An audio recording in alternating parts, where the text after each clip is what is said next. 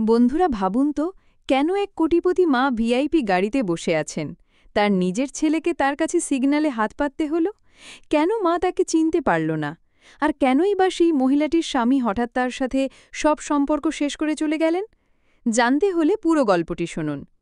গল্প ভাগ্যের কেমন পরিহাস। লেখিকা সোনালী সরকার। মেয়েটির নাম মীরা। ছোটবেলা থেকেই খুব শান্ত, ভদ্র আর স্বপ্নবাজ মেয়ে। তার বাবা মা চেয়েছিল মীরার বিয়ে যেন হয় উপযুক্ত পরিবারের এক ভালো ছেলের সঙ্গে। কিন্তু মীরা ভালোবেসেছিল রাহুলকে, যে খুব সাধারণ চাকরি করত, তবে বড় বড় স্বপ্ন বুনত। পরিবারের অনেক বোঝানোর পরও মীরা শোনেনি। সে ভেবেছিল ভালোবাসাই আসল, টাকা পয়সা, সামাজিক সম্মান এগুলো সবই একদিন আসবে। অবশেষে পরিবারের অমতেই তাদের বিয়ে হলো। কিন্তু বিয়ের পর থেকে যেন সব কিছু বদলে গেল। সংসারে ঝগড়া, ঝাঁটি, অভাব, অনটন আর রাহুলের খিচখিটে স্বভাব মীরাকে অসহ্য করে তুলছিল। তবুও মীরা চুপ করে সব সহ্য করত। মীরার মনে হতো সন্তান হলে হয়তো সব সমস্যার সমাধান হবে। সে ভেবেছিল সন্তানই হবে তাদের সম্পর্কের সেতু।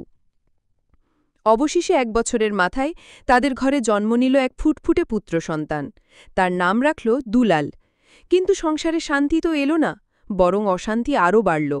রাহুল শহরে কাজ করার সুবাদে এক মেয়ের সঙ্গে সম্পর্কে জড়িয়ে পড়ল। সে ধীরে ধীরে সংসার থেকে দূরে সরে যেতে লাগল। একদিন নির্মমভাবে রাহুল মীরাকে ঘর থেকে বের করে দিল। ছোট্ট দুলালকে নিজের কাছে রেখে দিল, যেন মীরাকে শাস্তি দিতে চাইছে। অসহায় মীরা চোখের জল ফেলতে ফেলতে বাপের বাড়ি ফিরে গেল। কয়েক সপ্তাহ পর মীরা সাহস করে আবার শ্বশুরবাড়ি এলো। ভাবল ছেলেকে হয়তো দেখতে পাবে বা সাথে নিয়ে যাওয়ার অনুমতি পাবে। কিন্তু এসে দেখে ঘরে তালা ঝুলছে, কেউ নেই সেখানে। ভেঙে চুরমার হলো তার হৃদয়। তার বাবাও মারা গেছেন। অসহায় মীরা তার মায়ের কথা ভেবে ঠিক করল জীবনকে থামিয়ে রাখা যাবে না। সে একটি অফিসে চাকরি শুরু করল। ধীরে ধীরে কাজের জায়গায় তাকে সবাই ভালোবাসতে শুরু করল, তার মেধা আর পরিশ্রম দেখে। এই সময় তার জীবনে এলো অর্ণব। সহকর্মী হিসেবে প্রথমে বন্ধুত্ব, পরে একে অপরের জীবনে অবলম্বন হয়ে উঠল।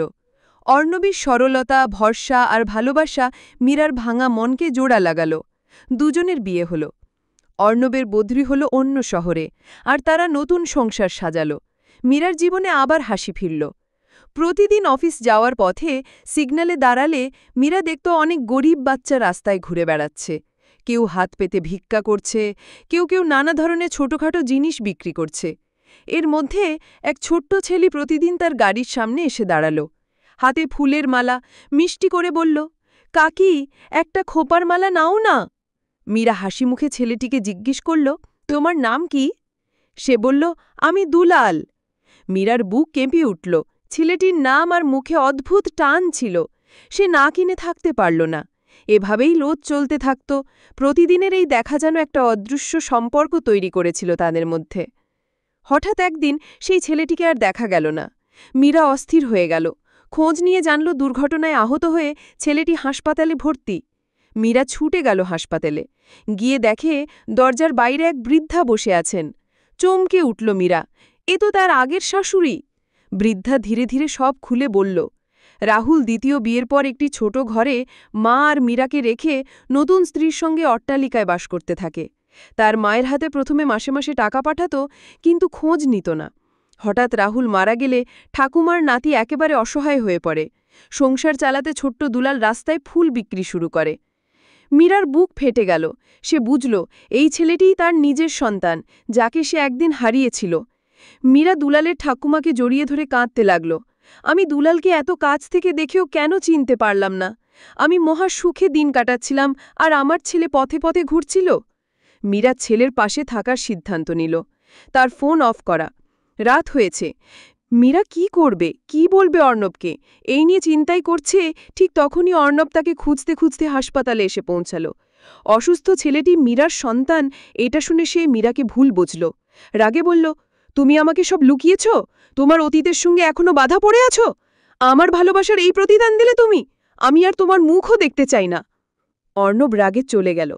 মীরার পৃথিবী যেন আবার ভেঙে পড়ল। কিন্তু পরে দুলালের ঠাকুমা অর্ণবকে খুঁজে বের করে। বৃদ্ধার কাছে সব সত্য জানতে পারল অর্ণব। শুনল কিভাবে মীরা নির্দোষ থেকেও ভাঙা জীবনের শিকার হয়েছিল, কিভাবে ছোট্ট ছেলেটি আজ রাস্তায় দাঁড়িয়ে ফুল বিক্রি করছে। অর্ণবের হৃদয় গলে গেল। অর্ণব আবার হাসপাতালে ফিরল। এখন দুলাল সুস্থ, তবুও মীরার চোখে জল, মনে ভয় অর্ণবকে হারানোর। কিন্তু অর্ণব তার হাত ধরে বলল, সরি, ভুল বুঝেছিলাম মীরা। তুমি একা নাও, এখন থেকে এই শিশুটিও আমার সন্তান। মীরা অর্ণবকে জড়িয়ে ধরল। তার মনে হলো এ জীবনে সে অবশেষে সত্যিকারের ভালোবাসা পেল।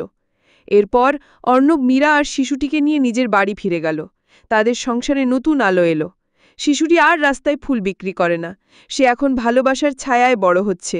তার ঠাকুমাকেও সাহায্য পাঠানো হয়।